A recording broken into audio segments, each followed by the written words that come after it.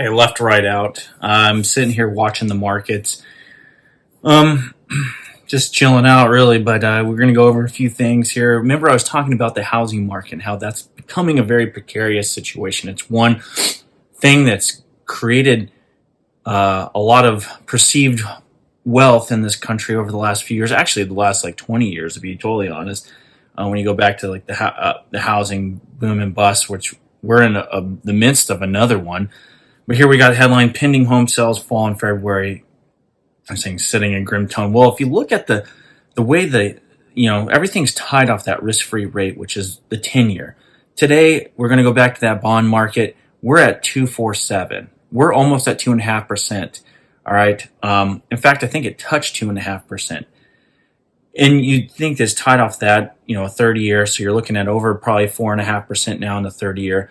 That's pushing prices, pricing pressure downward. Or if anything, if there's pricing pressure upward because of supply constraints and different factors. So then you end up just having people just get out of the market completely, which drops demand, but there's still people that are going to be under the water if they come in the market. But then you also I know I just went into a whole nother rabbit hole, but then you take into account all the new homes that are coming on, because I think they had a positive number on new starts, just a few months ago. But you look at the prices of the inputs going into these new homes, which pushes the selling price of that upward. So people are having to take out, if you want to buy a home, larger mortgages than than should, in my opinion, because the market's skewed, but overly large mortgage, almost to the point where this used to be called jumbo mortgages, where they have, over 400 something thousand, I believe was that. But right now we're at, I think the average home,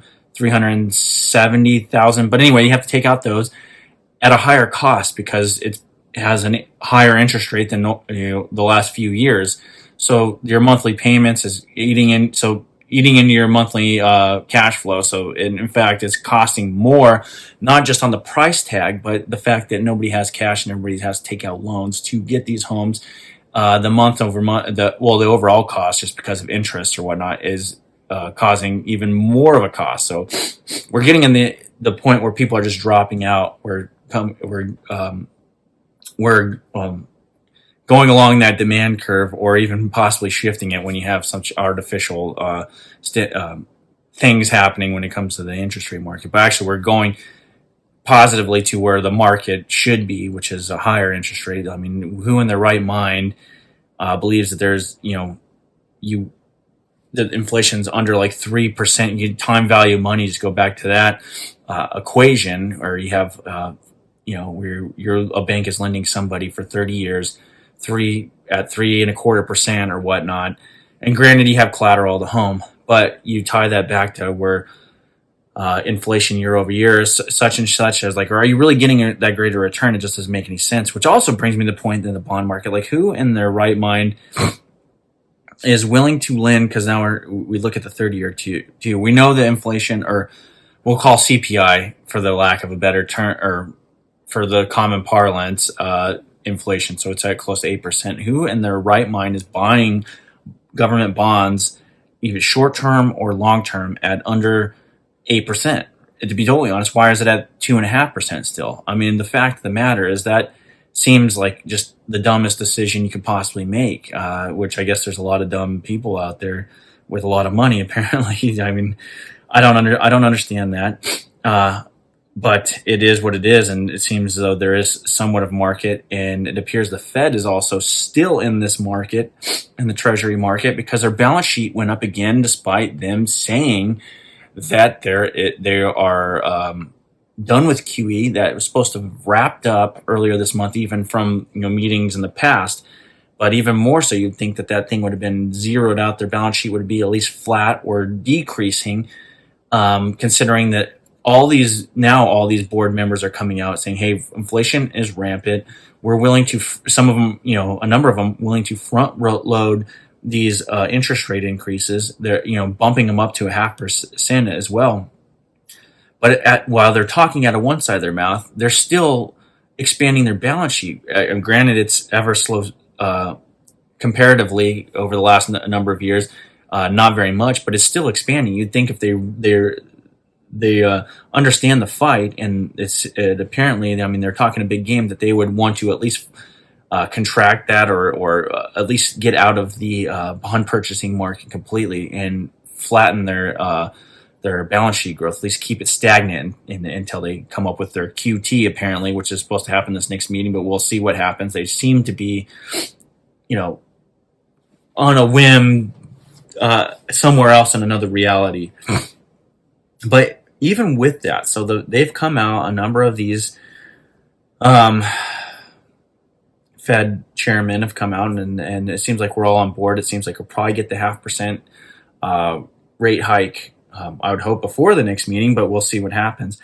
But even with that, the market has been remarkably strong, and I mean, granted, it's down now, but it was up significantly earlier this morning, and it baffles me on a number of courses here, because one, like I've talked about before, if once the interest rate gets a certain level, that cost of capital, the ability of these companies, especially some of these zombie companies and some of these tech companies, to roll over debt to maintain operations is just it's increasing, at this point almost exponentially. I won't say exponentially, but it's increasing a magnitude upwards, into the fact of where some of these I would expect some bankruptcies of some sort here within the next year.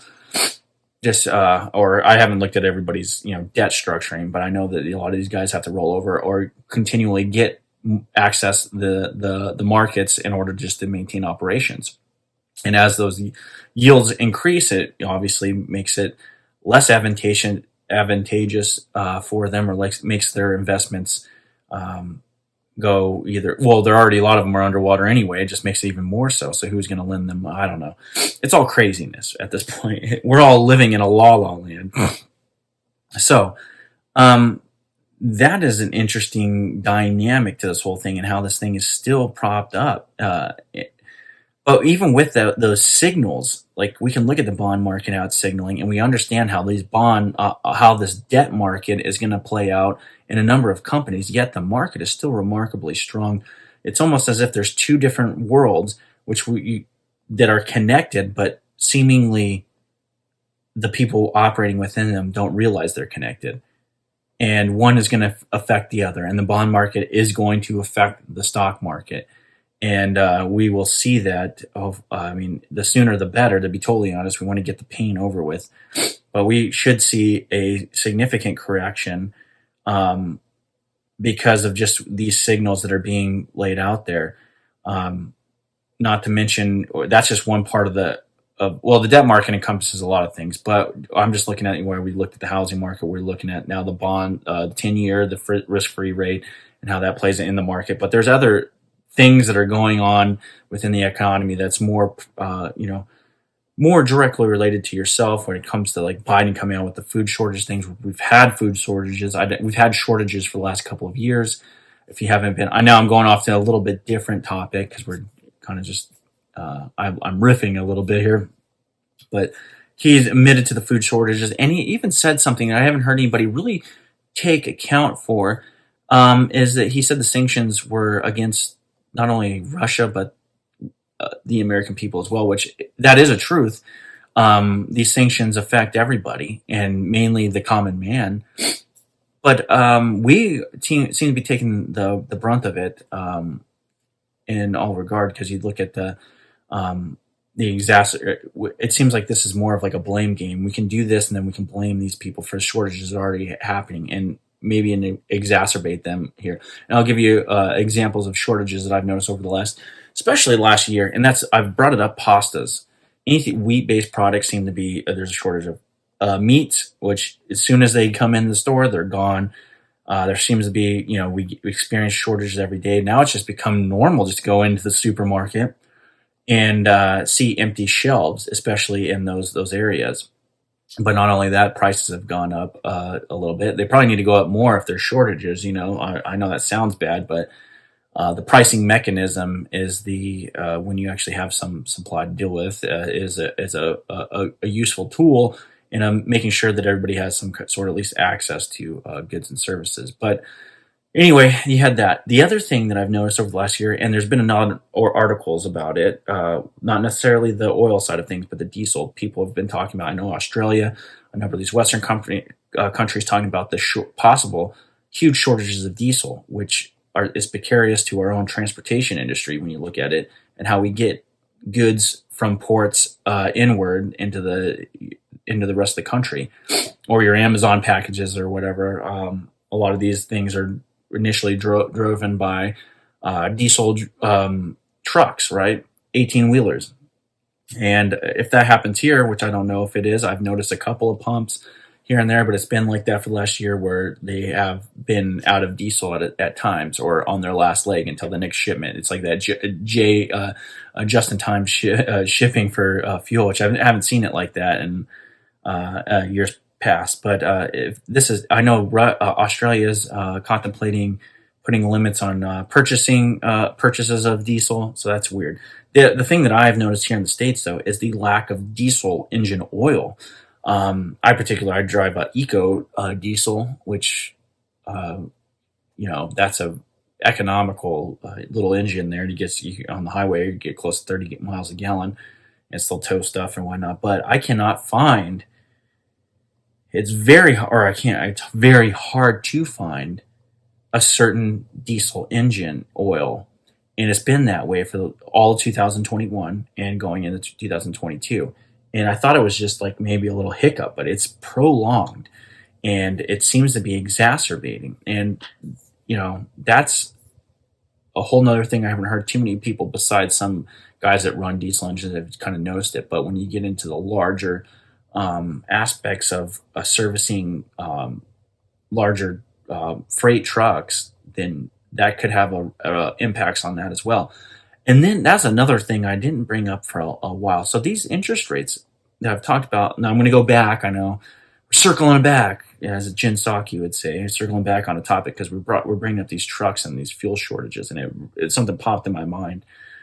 In any business, usually you have, you're running a capital equipment or equipment, and it has a lifespan, right? And that's one of the reasons you have to have access to the debt market. Typically, I mean, unless you have the cash, but you buy this equipment you either service the equipment or you have to buy new equipment.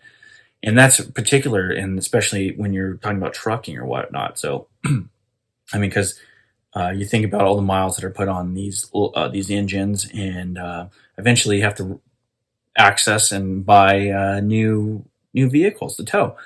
So there's been a couple of articles, especially in the freight side of things. If you look into some of that news, and one, they talk about the used truck prices just to get it. So if you're a small operator and you're wanting to get into a lower mile rig to keep your business flowing, those prices are up, right? But then also you have the rising interest rate environment. That means the loans or the access to capital in order to buy these things not only is more expensive. So in order to maintain operations, everything is getting more expensive on that freight side, and that's not just the fuel side. That's the access to capital, interest rate prices, and also the capital goods, which would be the trucks. And that's not to mention trying to get tires. That's not to mention trying to get that oil. So everything is looking really bad, and I hate to say that. Relatively bad in terms of Western economies over the last so many decades that we're used to it of actually trying to increase the standard of living. It just seems like everything is falling apart, and I don't know what we can do, because it seems like our leadership is living in a different reality than what is being seen on the ground and in the small business and in businesses in general. So these are just things to look for. Will something on the Russia-Ukraine side of things? I've seen a lot. We'll just go into that. All right. So Circle did a little economic stuff. Now we'll go on the Russia-Ukraine, because I've heard a number of commentaries, and it's astounding to me that a lot of our brass in the military as well are really monopic on the way of tactics. And I know in the Marine Corps side of things, we're taught to look outside the box and kind of try to understand our enemy in order to better fight against him.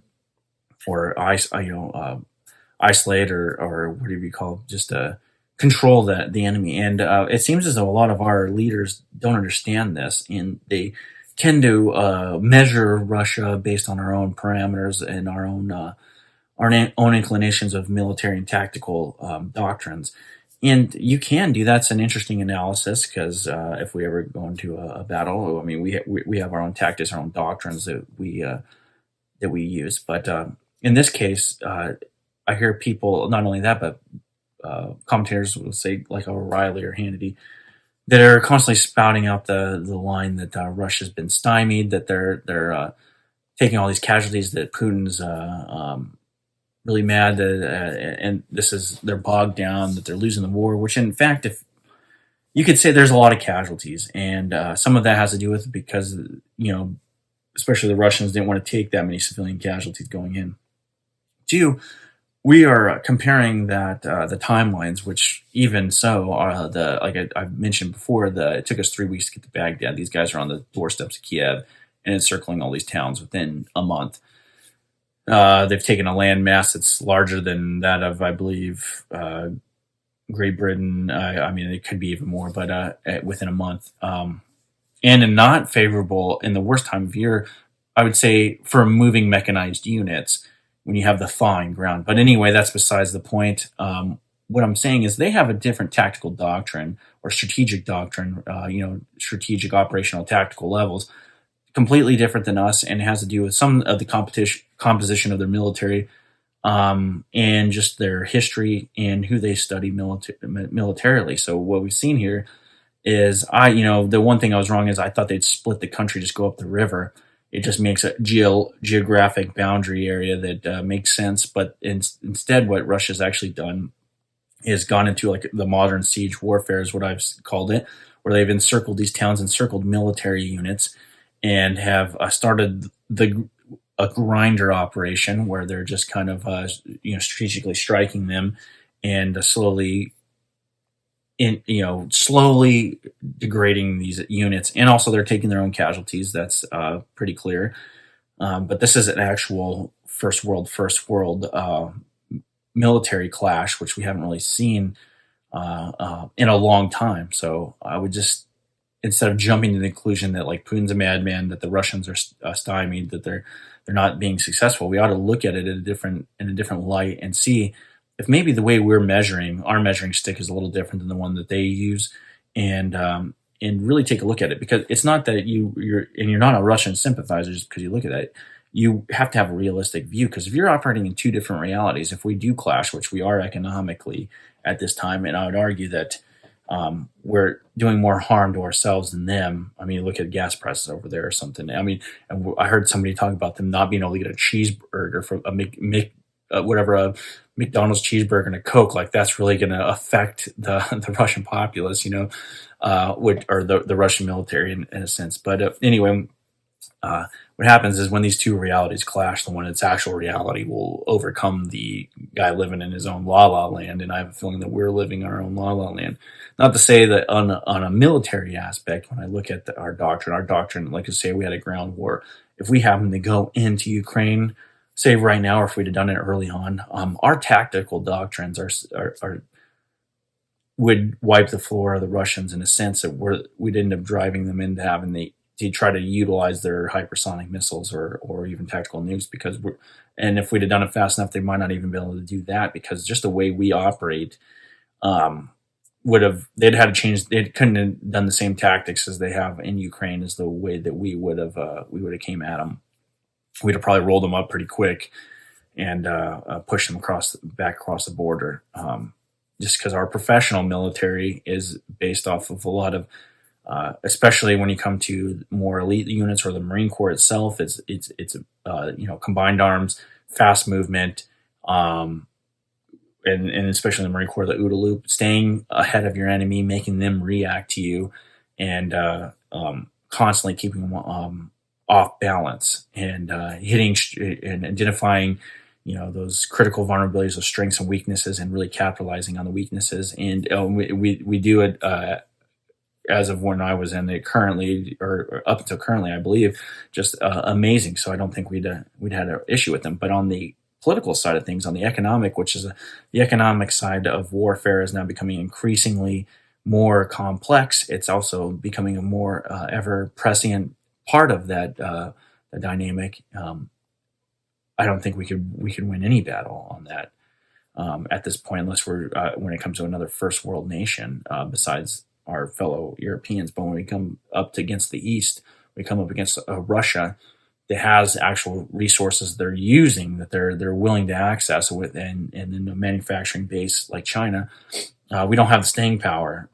If they could just survive our initial onslaught physically, the economic toll of them just cutting us off might grind us to a halt. So we have to look at these things and really analyze them, and just identify the fact that we can't, just because we're us doesn't mean that we're invulnerable to these other things. We're not perfect, right? And they're not all evil. And even if they are all evil, doesn't mean that everything they do is based off some craziness. That they're human beings. They think, and they have their own drivers and their own thoughts and inclinations, and in their own intelligence. So we have to keep that in mind. But anyway, I'm going to let you go on that record. I'll talk to you later. Peace.